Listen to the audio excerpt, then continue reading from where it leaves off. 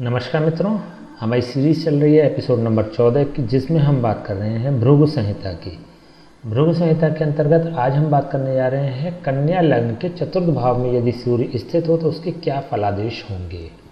कन्या लग्न का मतलब प्रथम भाव में यदि 6 नंबर हो तो इसका मतलब होता है कन्या लग्न है। कन्या लग्न में सूर्य द्वादश भाव का स्वामी होता है। यहाँ पर सिंह राशि है और सिंह राशि का स्वामी सूर्य होता है। तो जब हम कुंडली देखेंगे तो हम द्वादश भाव के सापेक्ष बात करेंगे। द्वादश भाव का स्वामी होकर अर्थात द्वादशीश होकर सूर्य अपने से पंचम स्थान में, यहाँ से अगर गिनती शुरू करेंगे तो यह पंचम स्थान पड़ता है। पंचम स्थान में यदि सूर्य स्थित हो अर्थात चतुर्थ स्थान में जब सूर्य स्थित होता है तो यह द्वादश भाव, क्योंकि द्वादश भाव होता है त्रिक भाव, 6, 8 और 12, 6, 8 और 12 तीनों ही भाव त्रिक भाव होते हैं। त्रिक भाव कुंडली के अशुभ भावों में इनकी गिनती होती है। द्वादश भाव का स्वामी होकर जब ये चतुर्थ भाव में बैठता है तो चतुर्थ भाव के जितने भी कंटेंट्स हैं उसको नेगेटिव करने का कार्य करता है। चतुर्थ भाव होता है भूमि का, भवन का, वाहन का, माता का। इसके अलावा भी बहुत सारे कंटेंट्स हैं, अभी हम इनको कंसीडर करते हुए केवल बात करेंगे। द्वादश भाव का स्वामी होकर सूर्य जब चतुर्थ भाव में बैठेगा तो चतुर्थ भाव के कंटेंट्स को यह नेगेटिव करने का कार्य करेगा। इसका मतलब है कि माता के स्वास्थ्य की हानि करता है अथवा माता की आयु क्षीण करने का कार्य करता है। वाहन है, भवन है, भूमि है, इनसे संबंधित व्यक्ति को परेशानी देता है। भूमि भवन खरीदने में व्यक्ति को परेशानी अनुभव होती है। देखिए, पहली बात तो सूर्य ही पृथकतावादी ग्रह होता है, तीक्ष्ण ग्रह होता है, पापी ग्रह होता है। तो इन सब कंटेंट्स को रखते हुए जब यह चतुर्थ भाव में स्थित होता है तो चतुर्थ भाव को पूरी तरह से डैमेज कर देता है। अच्छा, दूसरी चीज़ क्या होती है कि सूर्य का अपना एक लाइन में अगर बात करें, एक सेंटेंस में अगर बात करें तो सूर्य जहाँ भी स्थित होता है उस भाव को डैमेज करने का कार्य करता है, उसको समाप्त करने का कार्य करता है, उस भाव से संबंधित नेगेटिविटी प्रदान करता है। तो यहाँ पर सूर्य चतुर्थ भाव के लिए शुभ नहीं होगा, लेकिन यहाँ चतुर्थ भाव से इसकी सीधी दृष्टि दशम भाव पे पड़ रही है। हम बात कर चुके हैं कि सूर्य की दृष्टि सदैव पोषित करने वाली होती है, पोषण प्रदान करने वाली होती है, क्योंकि सूर्य की इन जनरल भी जब हम बात करते हैं सूर्य के प्रकाश की, प्रकाश संश्लेषण की क्रिया की अथवा विटामिन डी इत्यादि की, तो सूर्य की जो प्रकाश होता है, सूर्य की जो धूप होती है वो पोषित करने वाली होती है, पशु पक्षी और वनस्पतियों को पोषण प्रदान करने वाली होती है। तो यहाँ से जब यह अपनी 7वीं दृष्टि दशम भाव पर देता है तो ये दशम भाव के कंटेंट्स को पॉजिटिव करने का प्रयास करता है, पॉजिटिव कर देता है।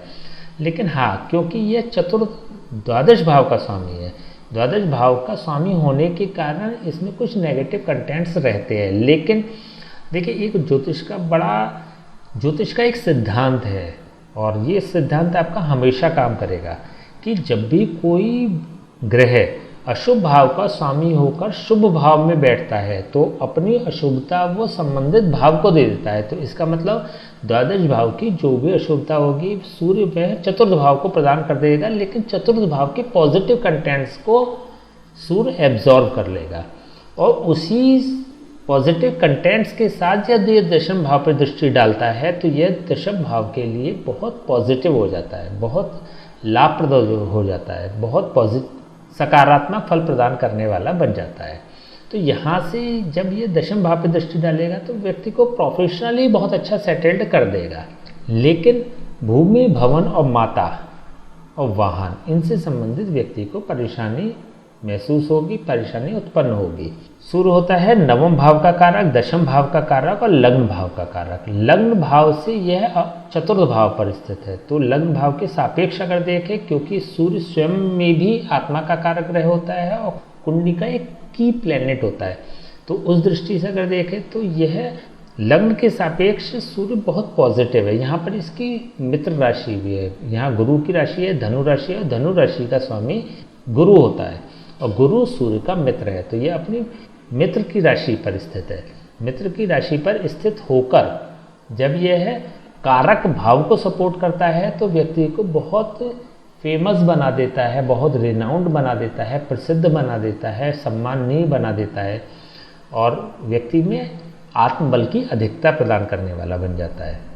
इसी प्रकार से दशम भाव के सापेक्ष हम बात कर ही चुके हैं। दशम भाव से पॉजिटिवली ये वर्क करेगा। यहाँ पे सूर्य दशम भाव का भी कारक होता है और सूर्य स्वयं में पिता का कारक है। दशम भाव भी पिता का कारक है, तो पिता से ये विशेष रूप से लाभ प्रदान करने वाला बन जाता है, पिता से सहयोग प्रदान करने वाला हो जाता है। पिता का यह व्यक्ति बहुत प्रिय होता है, पिता से बहुत अच्छी बनती है, पिता को आदर्श मानने वाला होता है। तो पिता के सापेक्ष अगर देखें तो यह सिर्फ पॉजिटिव फल प्रदान करने वाला होगा, तो पिता से सहयोग प्राप्त होगा ऐसे लोगों को। नवम भाव के अगर सापेक्ष देखें तो यह नवम भाव के सापेक्ष ये अपने से अष्टम पर है। यहाँ पे ये अष्टम भाव पड़ रहा है इसका, नवम भाव का यह अष्टम भाव है, चतुर्थ भाव। तो यहाँ से ये व्यक्ति को भाग्यशाली नहीं बनाता है। इट मीन्स कि दशम भाव की भी अगर बात करें ना, तो दशम भाव में प्रोफेशनली तो सेटल्ड हो जाएंगे, लेकिन संघर्ष करते हुए प्रतीत होते हैं ऐसे लोग, क्योंकि यहाँ पे भाग्य साथ नहीं देता। तभी तो हम बात कर रहे हैं कि वाहन सुख की कमी होगी, भवन की कमी होगी और भूमि की कमी होगी। तो इन सबके सापेक्ष अगर देखें तो यह भाग्य के मामले में ऐसे लोग लकी नहीं होते। 9th हाउस के सापेक्ष ये सूर्य पॉजिटिव फल प्रदान करने वाला नहीं होता, सूर्य पॉजिटिव फल प्रदान करने वाला नहीं होता। इसमें हम और भी देखेंगे कि क्योंकि यहाँ पर वृष राशि है, वृष राशि का स्वामी शुक्र होता है, तो शुक्र इस कुंडली में कैसा रोल प्ले कर रहा है उसके आधार पर भी हम डिसाइड करेंगे। लेकिन केवल अगर इस कुंडली में कारकत्व की बात करी जाए तो नवम भाव का कारक होकर यह सूर्य नवम भाव के लिए पॉजिटिव फल प्रदान करने वाला नहीं होता। देखिए एक और चीज़, क्योंकि यहाँ पे द्वादश भाव विदेश का भी भाव होता है, विदेश के भाव का स्वामी होकर ये जब चतुर्थ भाव में स्थित होता है तो ये विदेश से व्यक्ति के सीधे कनेक्शन बना देता है। तो यहाँ पर ये भी एक इंडिकेट होता है या ये भी योग्य बनता है कि व्यक्ति की भूमि, भवन या वाहन विदेश में हो या विदेश से कनेक्टिविटी हो व्यक्ति की किसी भी प्रकार से। तो ऐसी स्थिति में यदि ऐसे लोग विदेश में प्रयास करते हैं तो विशेष रूप से सफल हो जाते हैं, या एक्सपोर्ट का काम करते हैं या इंपोर्ट का काम करते हैं या किसी प्रकार से कनेक्शन हो जाता है विदेश से, तो यह पॉजिटिव फल प्रदान करने वाला बन जाता है। ये होता है अपने घर का, चतुर्थ भाव होता है अपना घर, और ये होता है विदेश भाव। विदेश भाव का स्वामी जब चतुर्थ भाव में बैठता है तो विदेश में घर होने का भी कनेक्शन बना देता है। हालांकि यह योग तब ज़्यादा प्रभावशाली होगा यदि चतुर्थ भाव का स्वामी अगर विदेश के भाव में बैठ जाए, लेकिन विदेश भाव का स्वामी भी यदि चतुर्थ भाव में बैठता है तब भी ये योग क्रिएट हो जाता है। तो हो सकता है कि ये व्यक्ति बाहर या विदेश में भी सेटल्ड हो जाए, थोड़ा सा प्रयास करने पे इनको इस क्षेत्र में सफलता मिल जाती है। विदेश के भाव से यदि भाग्य भाव को देखें तो यह चतुर्थ और दशम का संबंध बना रहा है, जो ये बहुत पॉजिटिव संबंध होता है।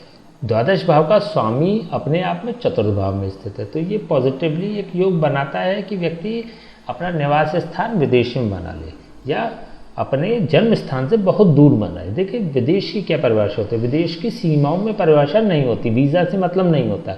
इसका मतलब होता है अधिकतम दूरी, मैक्सिमम दूरी।